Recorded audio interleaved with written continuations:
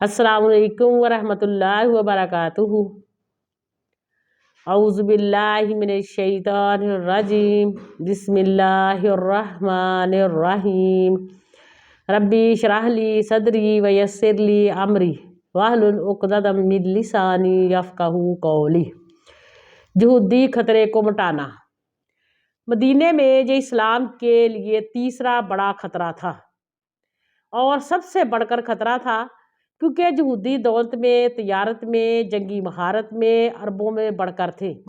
ان کا یہ سلسلہ حجاز سے لے کر شام تک پھیلا ہوا تھا۔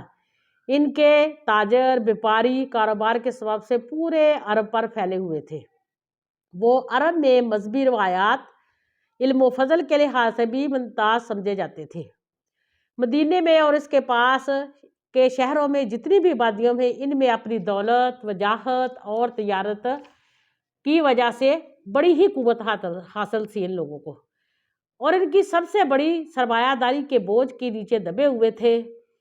اوس اور خزرج کے جو کسان تھے، وہ پیداوار اپنی مزدوری کی جو پیدا کرتے تھے، جو پیداوار کرتے تھے اپنی زمینوں سے، وہ ان کے قلعوں اور کوٹھیوں کی نظر ہو جاتا تھا، کیونکہ عربوں کی ملکیت یہودیوں کے ہاتھوں گروی تھی، اس لیے وہ محنت کا جو پھل نہیں پاتے تھے۔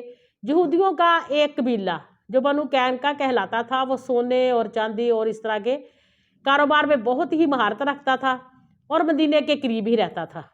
اس کا دوسرا قبیلہ بنو نصیر تھا اور تیسرا بنو قریظہ کہلاتا تھا۔ انہوں نے ہر طرف لین دین، کاروبار، تجارت، پوری آبادی جتنی تھی ان کے قرضوں پر بوجھ پہ دلی ہوئی تھی، اکیلے اپنی دولت کے مالک تھے اور بڑی ہی بے رحمی سے اپنی ہی شرائط پر وہ سود دیتے تھے، سود سے رقم دیتے تھے، جہاں تک کہ ان کے اپنے پورے خاندان جو ہے نا، وہ بھی اس سود کے بوجھ کے تھلے تھے، بچے اور اپنی بیویوں کو بھی رہن ان کے ہاں گروی رکھا ہوا تھا۔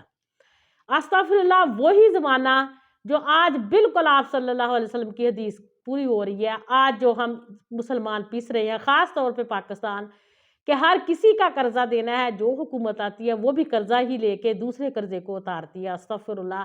اور پاکستان کا بچہ بچہ قرضے کے اوپر بوجھ کے لدا ہوا ہے، دبا ہوا ہے، استغفر اللہ۔ بالکل ایسی ہی صورتحال آپ صلی اللہ علیہ وسلم کے آنے سے پہلے تھی۔ جب مدینے میں آئے تو ان جو یہودی تھے نا، دو قبیلے تین، ان کو بہت ہی زیادہ خطرہ تھا۔ جب اسلام کا مرکز مکے سے ہٹ کر مدینے چلا آیا تو یہودی، جیسا کہ شروع میں بتایا کہ پہلے بہت خوش تھے، کیونکہ اسلام جو کچھ کہتا تھا وہ ان کی کتابوں میں تھا۔ ایک نبی آئے گا جس کا نام محمد صلی اللہ علیہ وسلم ہوگا، وہ اس کو مانتے بھی تھی، اور دوسرے پیغمبروں میں نے بھی اس کی تصدیق کی تھی اور ان کو امید تھی، اور عربوں کو یہ نئی تحریر اور ان کے اقتدار کو نیچے بٹھانے کے لیے بہت خوش تھے کہ وہ بھی آئے گا، وہ بھی ہمارا ساتھ دے گا، اسی طرح ہم سارے عرب کے اور پورے دنیا کے مالک بن جائیں گے۔ لیکن ان کا قول و قرار یہی تھا اور سب کچھ یہی بات تھی، لیکن انہی کے سال کے اندر ہی انہیں پتہ چل گیا تھا کہ نہیں، یہ نئی تحریک کوئی اور تحریک ہے، یہ اسلام کی تحریک ہے، اور یہ پیغمبر محمد صلی اللہ علیہ وسلم ہم سب کو کچل کر رکھ دیں گے، اور اس طرح ہمارے بیپاری، ہمارے تاجر جو ہیں وہ دب کر رہ جائیں گے۔ انہوں نے اوپر سے تو دین لے آئے نام کے، لیکن اندر سے یہ لوگ دینا، تینوں قبیلوں نے کھل کر آپ صلی اللہ علیہ وسلم کی، مسلمانوں کی مخالفت کی، اور ان میں سے ایسے لوگ بھی تھے جو یہودیوں کے تنگ سے وہ کھلا اسلام لے آئے، آپ صلی اللہ علیہ وسلم کا ساتھ دینے لگے، جہاں تک کہ انہوں نے اپنے مال، اپنے پیسے، اپنی تجارت جو ہے نا وہ اسلام کے لیے وقف کر دی تھی۔ یہ صورتحال تھی، اور ان کو یہ بھی تھا کہ کل جو مکے میں جنگ بدر ہوئی ہے، مکے والے آئے تھے اور الحمدللہ اللہ تعالیٰ نے مسلمانوں کو فتح دی، تو وہ اس سے بھی بہت ڈر رہے تھے اور بہانے ڈھونڈ رہے تھے کہ جو آپ صلی اللہ علیہ وسلم کے عہد و پیمان کیا ہے اس کو توڑ ڈالیں، اور اکثر دھمکیاں دیتے رہتے تھے۔ اور جب آپ صلی اللہ علیہ وسلم اور دوسرے صحابی نے ان کی بات نہ مانی تو آگے سے انہوں نے کیا کہنا شروع کر دیا، ہم کو مکے والے نہ سمجھنا، ہمارے پاس بہت ہتھیار ہے، ہمارے پاس قلعے ہیں، ہم قلعوں میں بند ہو کے آپ کو ایک ہی دن میں استغفر اللہ شکست دے دیں گے، مار کے رکھ دیں گے۔ یہ ان کے قول و قرار تھے، ان کی منہ کی باتیں تھیں۔ یہودیوں کا معلوم تھا کہ محمد صلی اللہ علیہ وسلم کی ساری طاقت کا راز جو مدینے میں ہے وہ دو قبیلے تھے۔ ایک قبیلہ تھا بنو اوس اور خزرج، اسلام کے جھنڈے تھلے آ کر ایک ہو جانا تھا، اور آپ صلی اللہ علیہ وسلم نے ان دونوں قبیلوں سے عہد کیا تھا، اور اس عہد کو توڑنے کے لیے انہوں نے چوٹی کا زور لگایا کہ یہ عہد جو ہے نا ان سے توڑوایا جائے، کیونکہ آپ صلی اللہ علیہ وسلم کے وہ حلیف بنے ہوئے تھے۔ ایک دفعہ اسی طرح کی ایک چال چلی، ہوا یہ کہ دو قبیلے جو ہے نا وہ ایک پانی بھرنے کی وجہ سے استغفراللہ لڑ پڑے۔ آپ صلی اللہ علیہ وسلم کو خبر ہوئی اس کو، تو بھاگے گئے، دونوں کو سمجھایا اور فرمایا یہ ایک اور فتنہ اٹھ گیا، ابھی تو میں آپ لوگوں کے درمیان ہوں۔ مدینے میں منافقوں کا ایک گروہ تھا اور ان کے یہودیوں کا ملاپ تھا، اور منافقوں کا جو سردار تھا وہ عبداللہ بن ابی تھا۔ یہودیوں کے قبیلے میں بنو نصیر بنو قینقی کا ساتھی تھا۔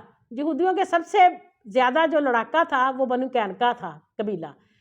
بدر کی فتح نے ان کو اور چمکا دیا تھا، انہیں چاہا تھا کہ اسلام نے جو شروع میں اسلام کی طاقت کو ابھرنے سے روک دیا جائے۔ چنانچہ یہود اور مسلمانوں کو جو صلح تھی وہ قول و قرار ہوا تھا، اس کو توڑ کر اس نے ایک اور شرارت کر دی۔ استغفراللہ، اس سے ہمیں کیا سبق سیکھا، کیا سیکھنا چاہیے کہ جیسے پہلے یہودی سے شروع سے یہودی جو مکار رہا ہے، اور آج بھی ہم یہودی کے سکنجے میں گڑے ہوئے ہیں، اور آج بھی ہم سب مسلمانوں کے حکمرانوں خاص طور سے پاکستان کو ہوش کے ناخن لینے چاہیے، اپنے اللہ کی بات ماننے چاہیے، نبی پاک صلی اللہ علیہ وسلم کی سنت کے مطابق ماننے چاہیے۔ اللہ تعالیٰ ہمیں نیک حکمران عطا فرمائے جو قرآن کو اور آپ صلی اللہ علیہ وسلم کو سنت پر عمل کرے۔ آمین ثم آمین۔